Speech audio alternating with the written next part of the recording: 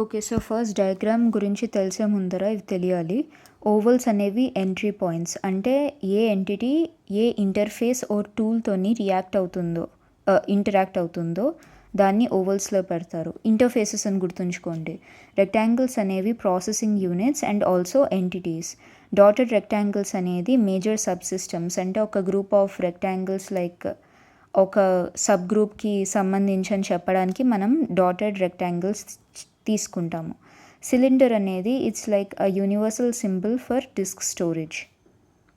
So మన system architecture it's a 3 layer architecture. ఫస్ట్‌ది users and interfaces. Users ఇంటర్ఫేసెస్తో ఎలా ఇంటరాక్ట్ అవుతాయి అది ఉంటుంది. తర్వాత సెకండ్‌ది query processors. Commands and queries వేటితోని రియాక్ట్ అవుతారు. And storage manager plus disk storage is the third one.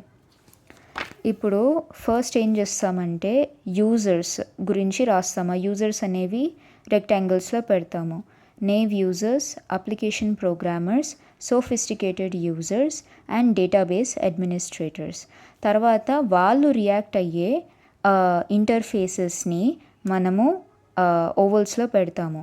So naive users అనేది అప్లికేషన్ ఇంటర్ఫేసెస్తో ఇంటరాక్ట్ అవుతారు. సో యూజ్ వస్తుంది. అప్లికేషన్ ప్రోగ్రామ్స్ని కోడ్ చేస్తారు. సో ఇక్కడ రైట్ వస్తుంది. అనలిస్ట్ అనేది క్వెరీ టూల్స్ వాడి డేటాను కనుక్కుంటారు. సో మళ్ళీ ఇక్కడ యూజ్ వస్తుంది. అండ్ డేటాబేస్ అడ్మినిస్ట్రేటర్స్ అడ్మినిస్ట్రేషన్ టూల్స్ని వాడతారు. సో యూజ్ వస్తుంది. ఓకే. సో ఇక్కడ మనము యాక్చువల్లీ ఇక్కడ వరకే ఓవల్స్ ఉంటాయి. దీని తర్వాత ఉండవు. లైక్ ఇంటర్ఫేసెస్ని చూపించడానికి. ఇవన్నీ ప్రాసెసింగ్ యూనిట్స్.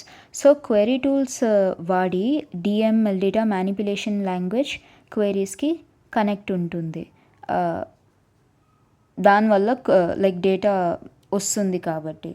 ఓకే. దాని తర్వాత అప్లికేషన్ ప్రోగ్రామ్స్ రాస్తారు కదా, అది ఫస్ట్ కంపైలర్కి వెళ్తుంది అండ్ మళ్ళీ డిఎంఎల్ క్వెరీస్కి వెళ్తుంది.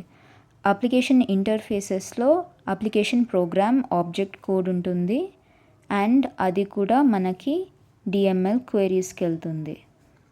తర్వాత డిఎంఎల్ క్వెరీస్ నుంచి డిఎంఎల్ కంపైలర్ అండ్ ఆర్గనైజర్కి వెళ్తుంది. ఓకే. తర్వాత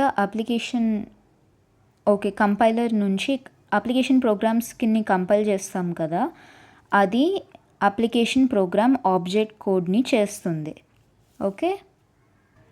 సో అడ్మినిస్ట్రేషన్ టూల్స్ అనేవి ఇది కూడా డిఎంఎల్ క్వెరీస్కి కనెక్ట్ అయి ఉంటుంది అండ్ ఇది డిడిఎల్ ఇంటర్ప్రిటర్కి కనెక్ట్ అయి ఉంటుంది. సో ఇక్కడ క్వెరీ ఎవాల్యుయేషన్ ఇంజిన్ ఉంటుంది. అప్లికేషన్ ప్రోగ్రామ్ ఆబ్జెక్ట్ కోడ్ దీనికి వెళ్తుంది and DML compiler and organizer కూడా దీనికి వెళ్తుంది. సో ఇక్కడ నుంచి మనము ఇది మొత్తం ఒకటి లైక్ ప్రాసెసింగ్ యూనిట్స్ కదా, ఇదంతా ఒక సబ్ గ్రూప్లో ఉంటుంది. ఆ సబ్ గ్రూప్ ఏంటి? Query processor. ఓకే. సో ఇది క్వెరీ ప్రాసెసర్. నెక్స్ట్ సబ్ గ్రూప్కి వెళ్దాం. నెక్స్ట్ సబ్ గ్రూప్ ఏంటి? Storage manager. ఇప్పుడు ఇవి క్వెరీ ప్రాసెసర్లోని ప్రాసెసింగ్ యూనిట్స్ కదా, తర్వాత సబ్ గ్రూప్లో స్టోరేజ్ మేనేజర్ చేస్తున్నాం. ఓకే. సో మనకి ఫస్ట్ బఫర్ మేనేజర్ ఉంది. బఫర్ మేనేజర్ అంటే ఏంటి? It moves the data between the disk and the main memory efficiently. Okay. File manager అంటే it allocate space on disk and organises files. Authorisation and integrity manager అనేది controls and పర్మిషన్స్ని manage చేస్తుంది. Transaction manager అనేది it makes sure the query has ACID properties. ACID properties గురించి తర్వాత చెప్తా. So ఇదంతా కూడా క్వెరీ ఎవాల్యుయేషన్ ఇంజిన్.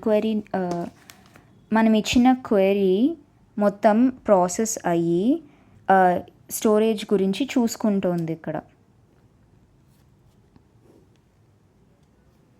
తర్వాత లాస్ట్కి డిస్క్ స్టోరేజ్కి ఒక పెద్ద సిలిండర్ తీసుకుంటున్నాం. ఇందులోని డేటా ఉంటుంది, ఇండిసెస్ ఉంటాయి, అంటే డేటా ఎక్కడ సెర్చ్ చేయాలో తెలియడానికి. అండ్ డేటా డిక్షనరీ కూడా అంతే. ఇట్స్ లైక్ మెటా డేటా, అంటే ఆ డేటా గురించి డేటా లైక్ సరిగ్గా సెర్చ్ ఇంజిన్ ఉండడానికి. and statistical data. This is used for query optimizations.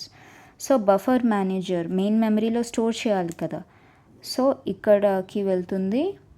File మేనేజర్లో కూడా డేటా స్టోర్ అవుతుంది.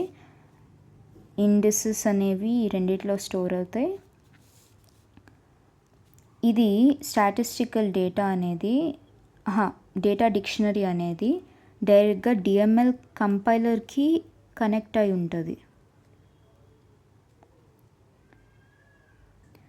And meta data about the data కదా, దీనికి పర్మిషన్స్ ఉంటాయి, కంట్రోల్ యాక్సెస్ ఉంటుంది. సో ఇది ఆథరైజేషన్కి కనెక్ట్ అయి ఉంటుంది. లాస్ట్కి స్టాటిస్టికల్ డేటా అనేది ఇది కూడా డిఎంఎల్ కంపైలర్కి కనెక్ట్ అయి ఉంటుంది. అయిపోయింది.